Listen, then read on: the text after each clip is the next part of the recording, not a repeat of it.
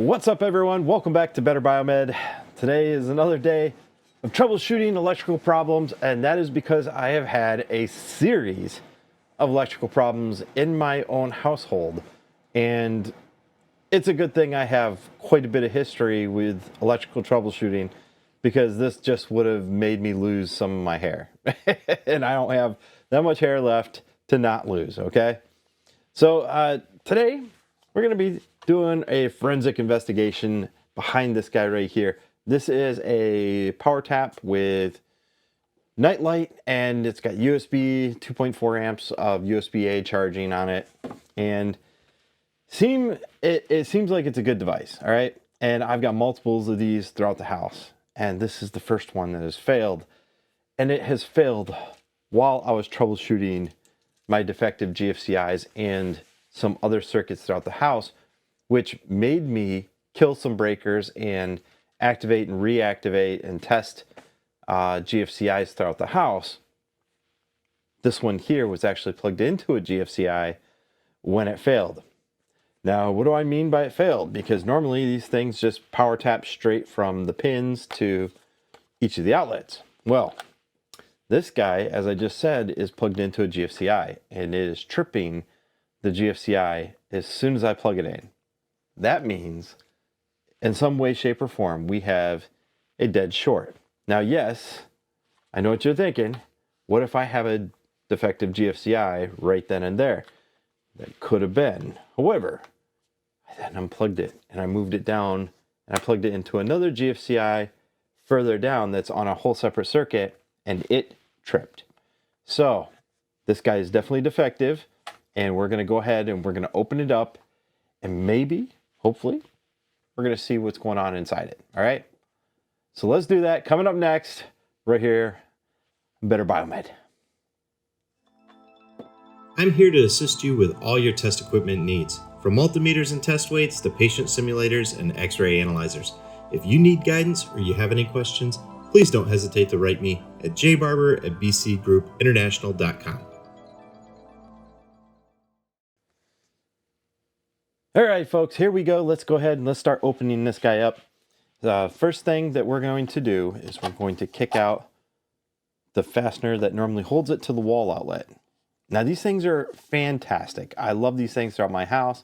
They have a light sensor, so as soon as the lights go out, it kicks on the surround right here, which is the night light.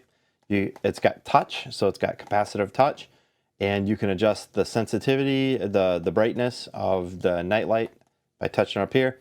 And, you know, these USB 5-volt 2.4 amps right here, those things come in pretty handy. So normally this guy has a coffee pot plugged in, and it normally has, I think, a water pot, like a water cooker. So that's pretty much all that's plugged into it. So it's not like I overloaded it. And this guy is definitely blowing circuits. So we're going to open it up. And first thing you guys should notice is it has these darn little triangular screws, okay? Now, I have a whole lot of bit kits here and security bit sets, and none of them are for these triangular screws. And these triangular screws are famous for being in Chinese toys, okay? It's the cheaper toys have these kind of screws, like the McDonald's toys and stuff. They always have these kind of screws. Normally what you would do is find a flat blade that fits right inside, just like that. I can't believe I did it the first time. And you put that in there and you break them all loose and take them out. That works fine. However, I also found this little tri-point right here. And this tri-point has just enough of a grip that it allows me to take them out. Fortunate. However, you can also use the flat blade, like I said before. Shove a flat blade in those triangular screws, take them right out. And let's see here. I have no idea how many components are going to be inside this. So let's get ahead right from the beginning and start putting all my fasteners inside this. Now, ideally, I would like to find the short and hopefully remove the component that's shorted and or replace it and get this guy back up and going.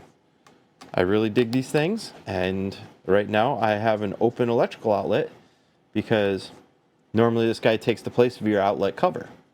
So right now I would like to put this guy back on and have a safe electrical outlet. Okay guys, so I've never opened this guy up before and I have no idea what we're dealing with. This could be really cringy. All right, so there's a clasp plastic latch. There's some plastic latches around the perimeter. So whenever you have something like that, just go use one tool to keep your gap, and then you use another flat blade tool. Some people use guitar picks and stuff like that to work around the perimeter. You can see I'm putting force with my thumb so it keeps it open. We'll go to the other side. Pop those plastic latches. There we go. Okay. So I was thinking that one of my problems was going to be a MOV. That's metal oxide varistor. They're normally used for surge suppression. And the reason I was thinking it was those is because I clearly have leakage to my ground circuit. So if I have a shorted MOV instead of a blown open MOV, I would think that that would cause it, although normally MOVs blow open, all right? So inside this guy, I have something that is maybe a little distressing. Okay. Not happy with that, folks. Let's see if I can get you guys a better view. And of course not, right? Take a look right here. See that crustiness and see how my plastic has been stressed thermally? That means my hot has gotten a little too hot from current. I'm really curious about that. Why would that have gotten too hot from current? Like I said, I don't really have very much plugged into it. And this guy is rated for, says it's rated for 15 amps, folks. So my little coffee pot is not drawing that many amps. All right, maybe 9 or 10 amps. And I can also see some discoloration right there. Oh, you can see it.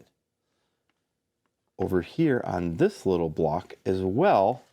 So now I'm genuinely concerned about how well these type of outlets can handle load, because if what they're doing is failing, or the integrity of the plastic's failing from just a little bit of load that I put on it, man, I'm definitely concerned. So what I did is I took out the one fastener that's holding this board on and want to pry underneath it and hopefully get it to release the prongs, which are over here on this side. Not going to be an easy task. Let's see, I need extra thick flat blade for this. There we go. All right, well, I'm pretty sure that me reusing this guy is out of the question now because we have some damages, all right? So what I'm going to do is force this guy open.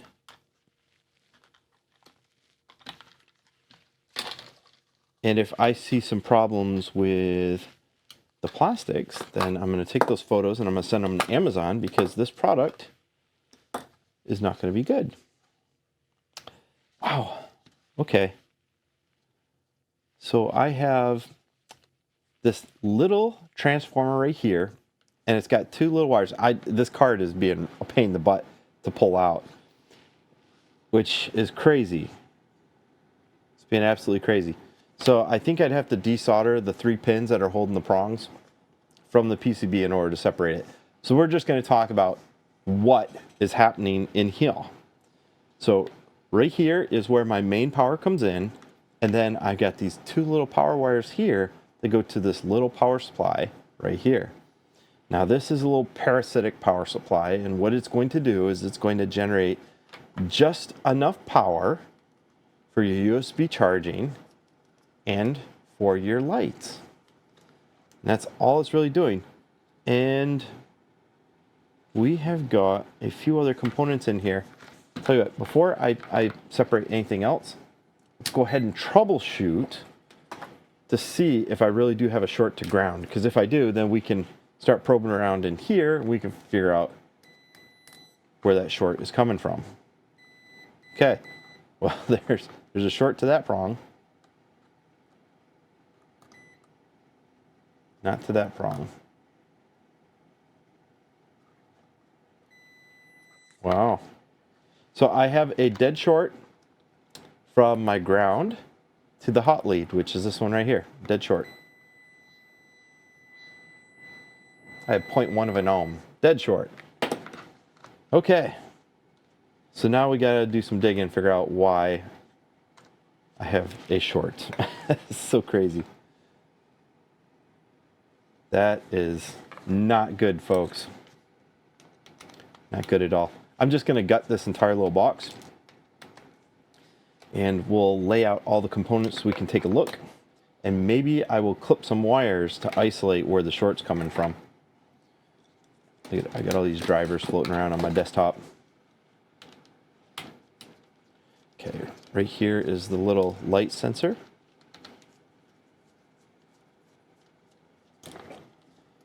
Right. This one at the top is my capacitive touch.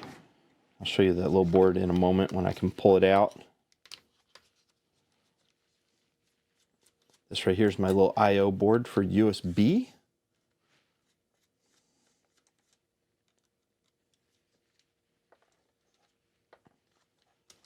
Okay. You know, technically, I could probably salvage this thing right now while limiting some of the capacity, because I see over here that damage on that one. I could just clip these wires to this entire bus and just use the front bus and the side bus, and I would be just fine. Yeah. But a damaged electrical device in the house is not a good thing. I get it. I get it, guys.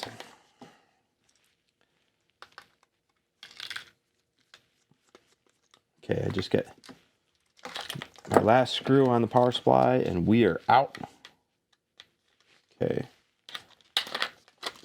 All right, so that, surprisingly, God, that's a lot of screws. Okay, so these last two wires right here go to the light. And the light attenuates to the brightness of the touch. You can see I got a little foil on the underside for the touch.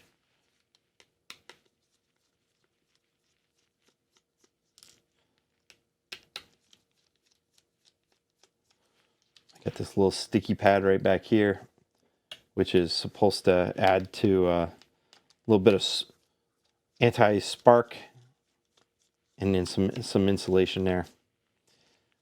Come on, there we go.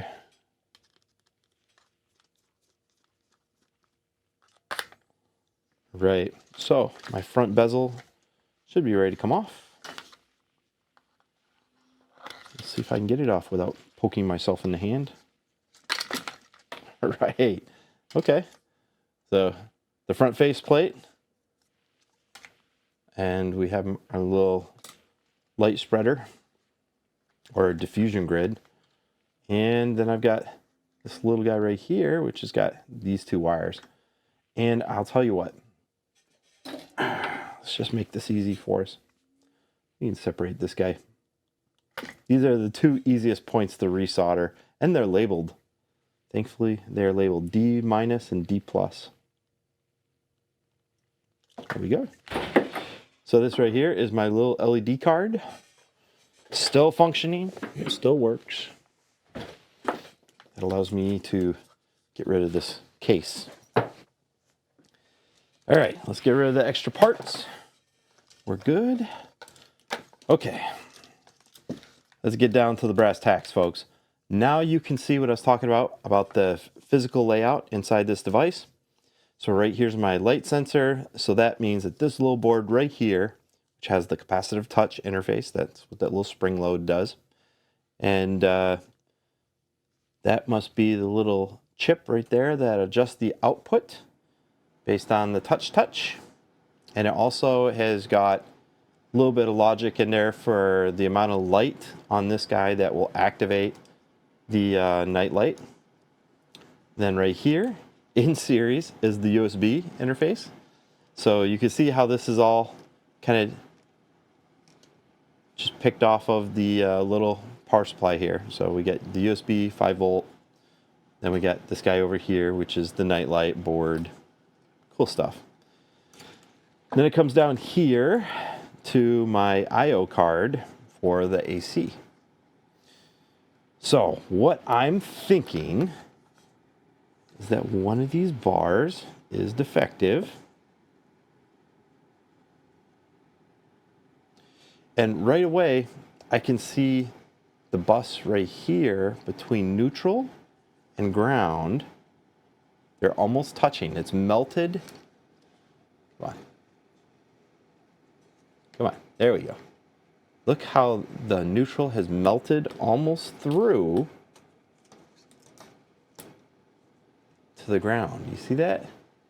So this bar got hot enough that it melted through and it's almost touching the ground plane, which is this one. Crazy. I thought that's where the problem was. But here is the real problem. Oh my gosh, this thing is an absolute mess. Now I'm really questioning these products in general. Take a look right here. I've got my hotline and it has melted over to the ground bus. You see that?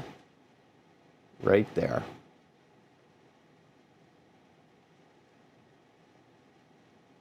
So that little piece of PVC is all that was separating those two bus bars.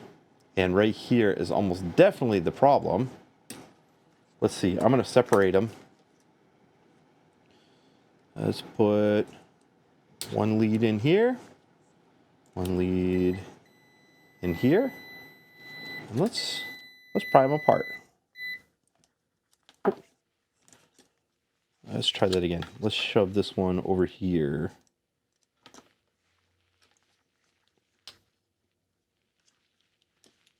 Okay. Oh. To the green right there. Okay, this one to the hot. And when I pried these apart, wow. That is so stuck in there, folks. That is crazy. Let me see if I can get you guys a better view of what the heck is going on. That's just crazy. Some of the things that I see in electronics, and I've heard a lot of the conjecture about, Chinese products are potentially very dangerous and stuff, and then you see something like this and you're like, oh, geez. That's all I needed. Something like this, because I got a bunch of these in the house. And that means I'm probably going to have to get rid of them. Okay, so let's see. Here's my microscope.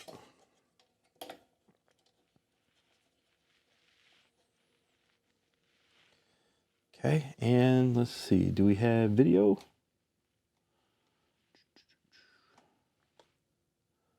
Look at this. All right.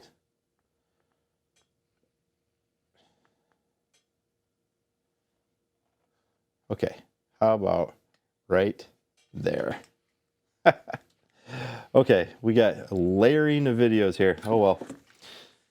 Okay, so this guy right here is my part that is in question.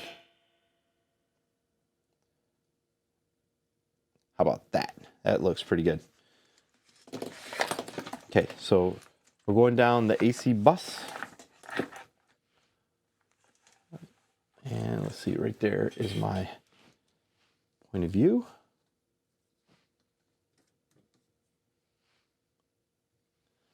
So this is normal right here. You can see it. Looks normal. When we get down here, you can see my neutral, it looks like it has started to melt into the plastic right there. Hot, looks okay. So we go to the middle assembly. And right here is the hot that I was talking about. You can see how it is almost melted in to the ground. That sucks. Oh my gosh. So we can just pull these out. See that? And those two are almost definitely touching at one point. Look at the ground is just melted right into that plastic. So ground should not have current on it. So ground is not the conductor that's getting hot. It's definitely the black one there. Gosh darn it.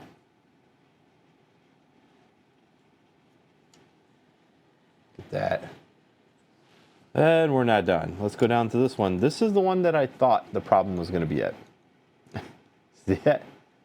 I thought this was going to be my problem child, but look what happened. The neutral melted right there.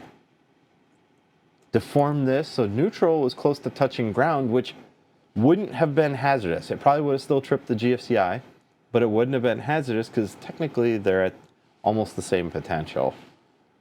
However, look at that. This one here is melted in. God, that sucks. So this entire device is pretty much scrap. So for the point of showcasing whether or not it was those, I'm going to disconnect this guy. And now we have just the interface card to the front, which has the MOVs that's talking about before. And MOVs usually go from ground to the hot leads. So if there's a surge, it shunts it to ground.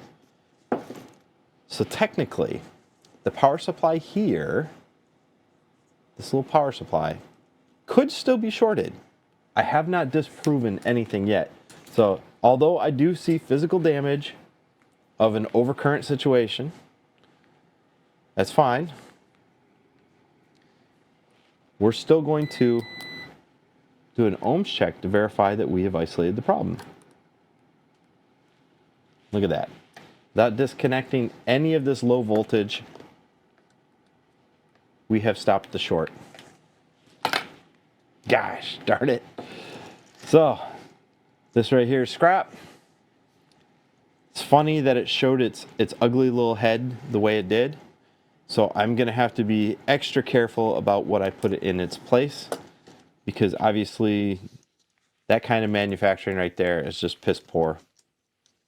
It's just crazy. And it was plugged into a GFCI, so luckily it tripped before obviously we had a meltdown or, you know, a total circuit collapse. But, you know, just is what it is. Once these guys are deformed, it's pretty much game over. Now, I don't like these kind of terminals anyway, because over time they do get loose and you get hot spots. But it's made for the cost. I mean, I think this whole entire thing was made for like $12 to $20. Seemed like it was good quality, and I do like the fact that they have the night light part. That's a real good feature. Thanks for like bathrooms. This thing has been a lifesaver. But guys, I have a long-standing ethics policy where if I see something on one of my devices, I'm going to take apart some of the others, because if it happens to one, it happens to more. And unfortunately, I guarantee some of the other units, even ones that might just have like a hair dryer, or maybe somebody, God forbid, plugged a vacuum cleaner into it and cleaned a room one day, that might be enough current to melt that space between the hot and whatever else, or the neutral and whatever else, and enough to cause a short, like what we've seen here today. So, folks, there you have it. I thought that I've been chasing down all these other electrical problems throughout my house, and then all of a sudden, I have no coffee pot. And there's one thing that gets me, folks.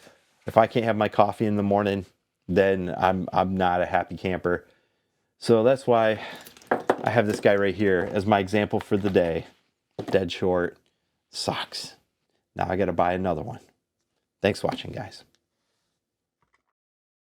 If you enjoyed this video, don't forget to give it a thumbs up and subscribe for more content.